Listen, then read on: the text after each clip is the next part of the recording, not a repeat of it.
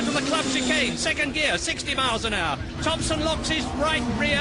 Menu second, Rydell is third. Cleland is fourth. Burt is fifth. Watts is sixth. Oh, look at that! Look at that! Who's that? I think it was a Mondeo. Out go the marshals. Somebody off in a very, very big way. Oh, I hope everything's okay. They don't realise, of course, up front that that's happened. They're still racing. Thompson's leading, Menu second, but surely they're going to have to stop this race. Yes, they are. Out goes the red flag. And still they race on. Thompson, Menu, Rydell. The marshals waving them down. They haven't seen the red flags. Now they have. They're slowing down, touring in. Now here's a replay. Let's see if we can see what happened. There they go, and it is a Monday, Charlie Cox, the Australian. Roll, roll, roll. Behind the tyres, down the bank, into the dip at the bottom, and some 100 miles an hour. Look at that.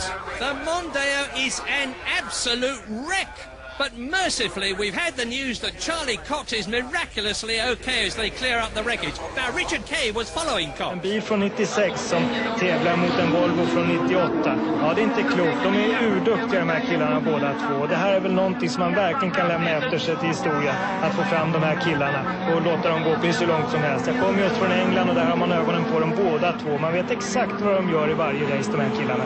Jätteskojigt är det. Han har inte gett sig än, Edman. Han hänger på som en igel. Ja, det är inte slut än.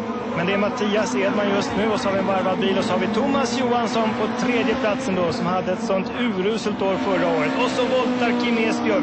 Kim ESBJUGs alldeles nya BMW flyger av banan i Parisen. Dörrarna flyger av och han rör sig där inne. Ja, det här ska inte vara någon större fara tycker jag. Men... Hjulen åker och synd om Kim ESBJUG som har köpt den här fantastiska BMW-bilen från Australien för en förfärlig massa pengar. Ja, hoppas han kommer tillbaks igen. Han låg faktiskt på 7:e plats när det hände och så kommer en funktionär ut där. Här har vi igen. Ja, det är många varv det här. Ena bakhjulet sticker av helt och hållet.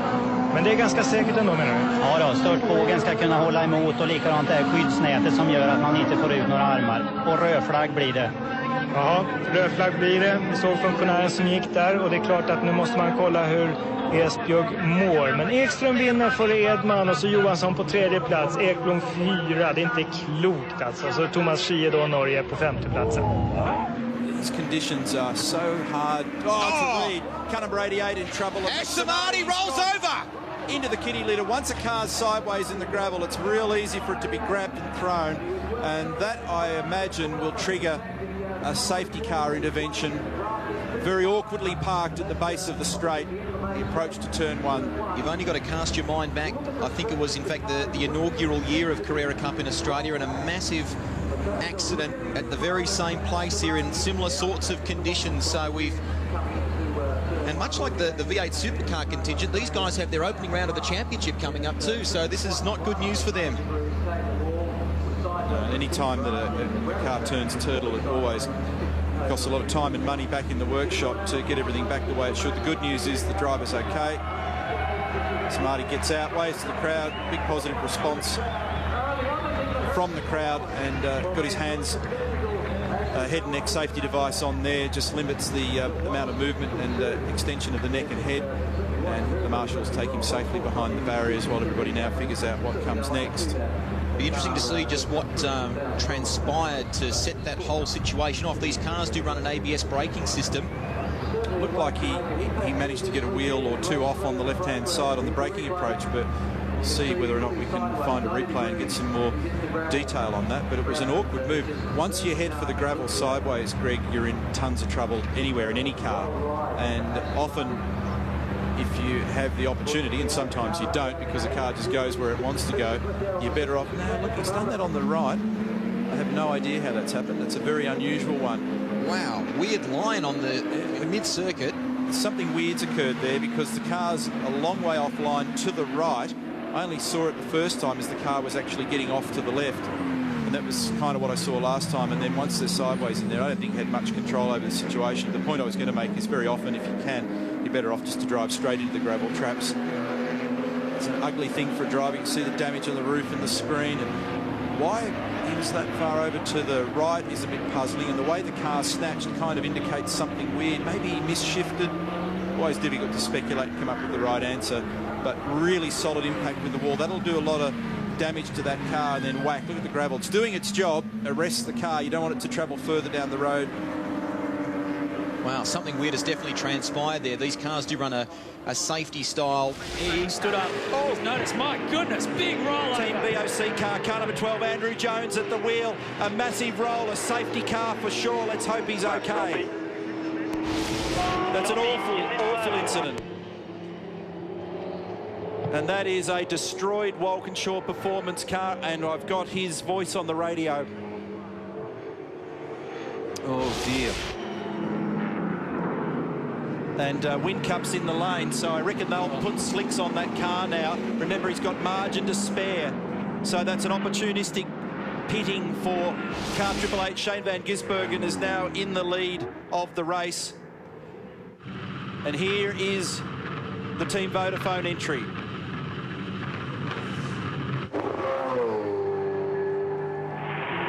Safety crews on their way down to car 12.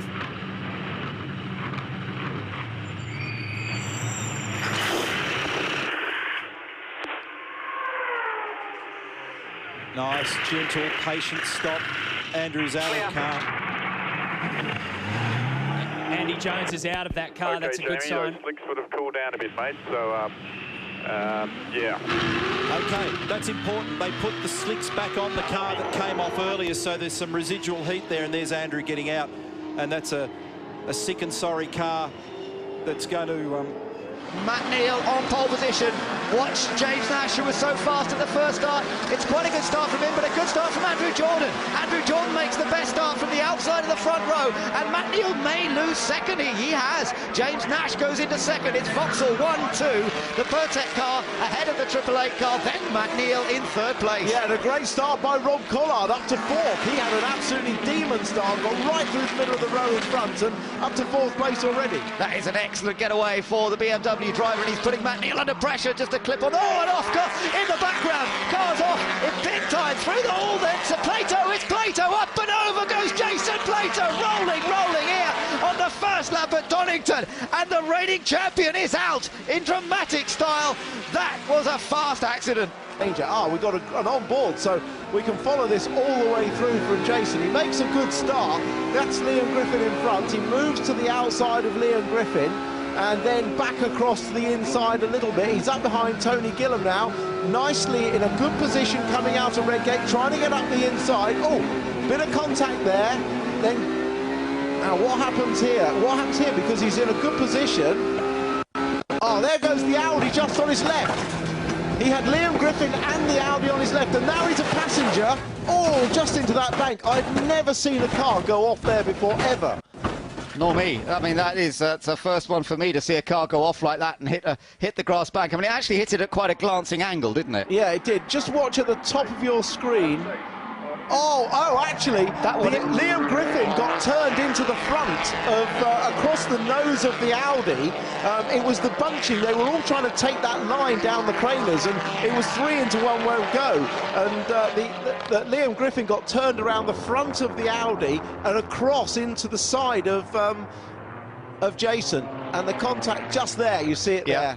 So it's just bunching on that part of the course, and oh look, poor old Jason, he just can see it coming, but he probably doesn't expect the car to roll over like that. Griffin's got his bonnet up, he can't see anything. Cameraman or photographer there. Oj,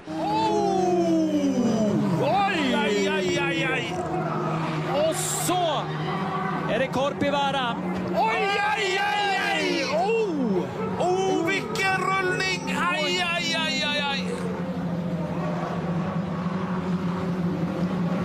Så otäckt.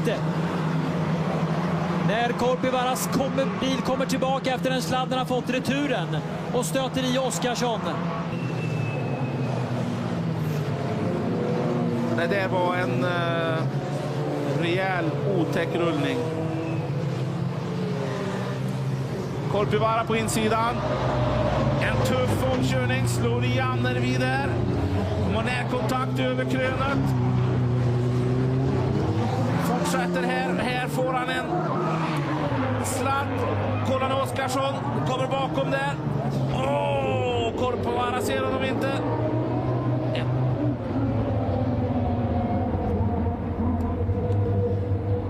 Vad gör han? 11-12 varv. En otäck rullning. Jag tror säkert att han är oskadd.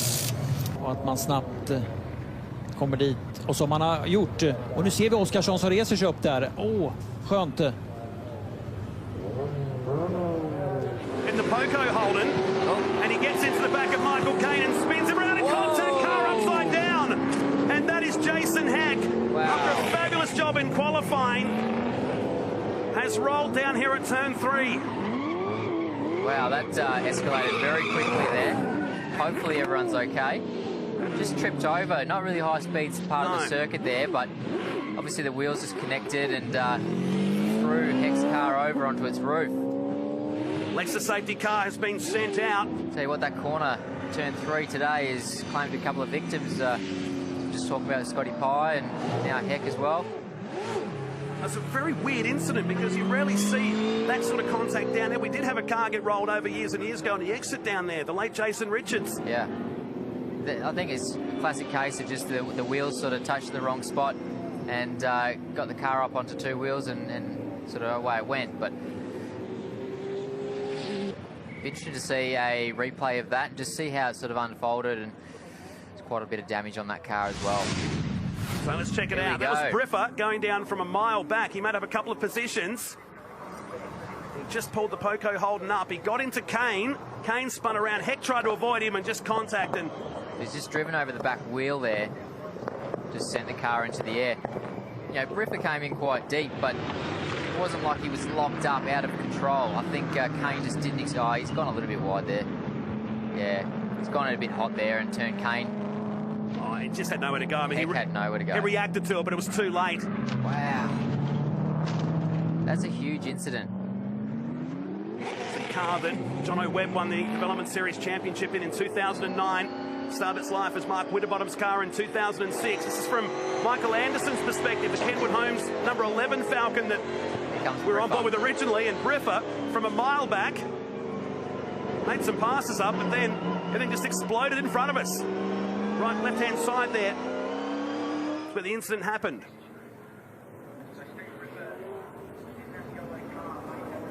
Wow.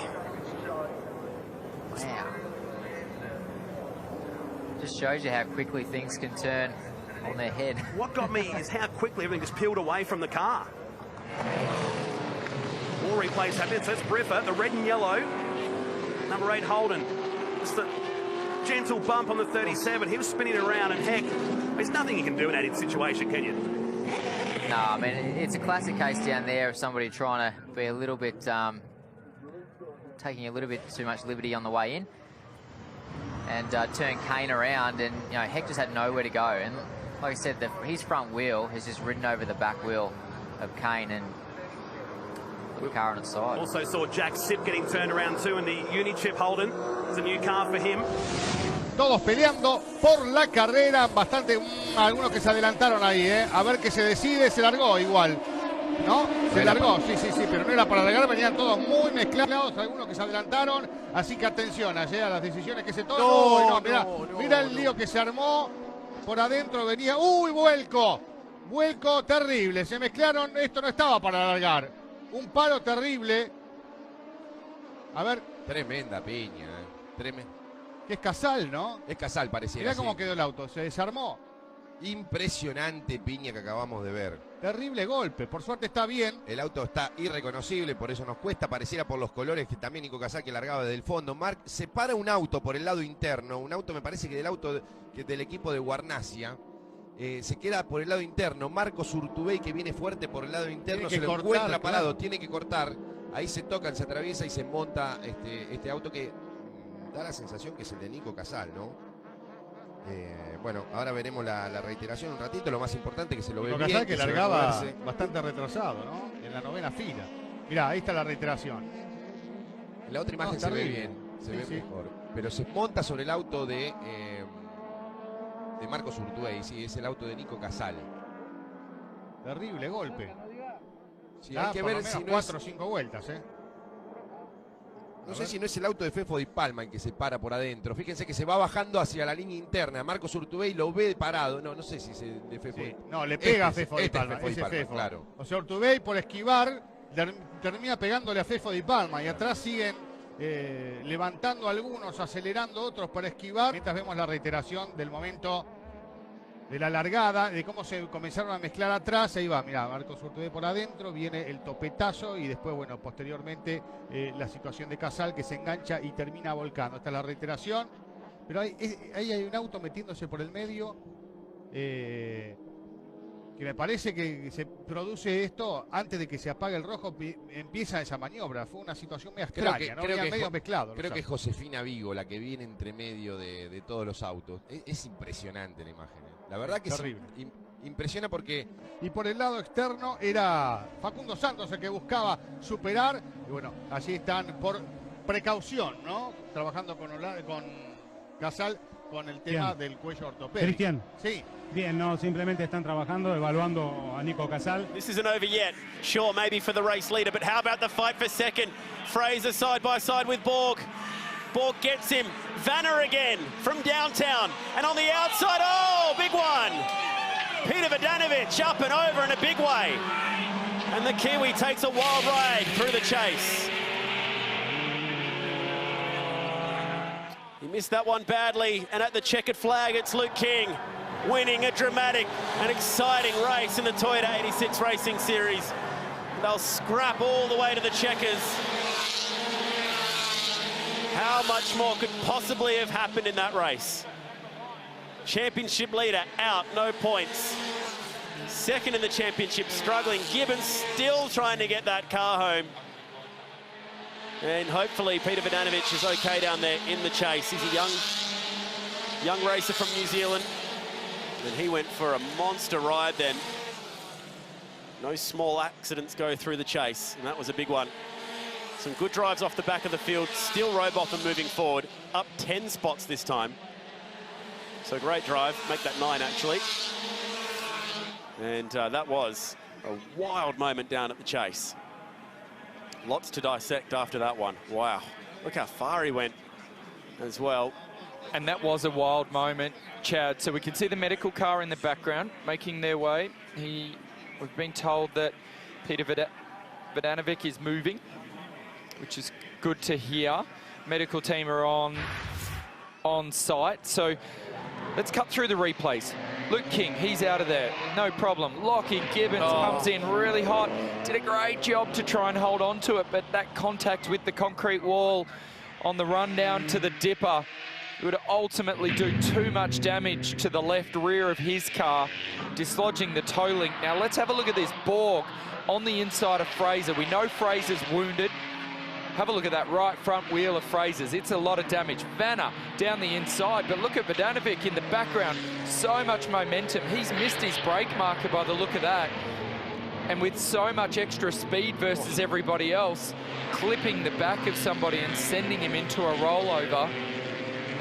Shades of Fabian Coulthard, although a little bit further down the road. Wow, and in slow motion as well. This 18-year-old from Auckland. So sparks from the roof as it slides along the bitumen, and then when it gets to the dirt, trips itself up. This could be one of the most spectacular shots of the weekend as this car does what it's designed to do, protect the driver in a situation just like this. And the good news in an incident like this one, Andy, it dissipates energy, it sheds its skin, it pops glass, it may even throw wheels off, but the important thing is the driver is kept safe inside.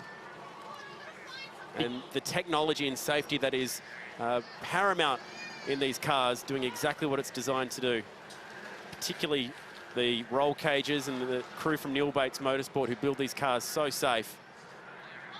And that is a big one. Peter with his hands up around his helmet, hanging on. Former racer in the SsangYong series in New Zealand, stepping up through the Toyota 86 rank.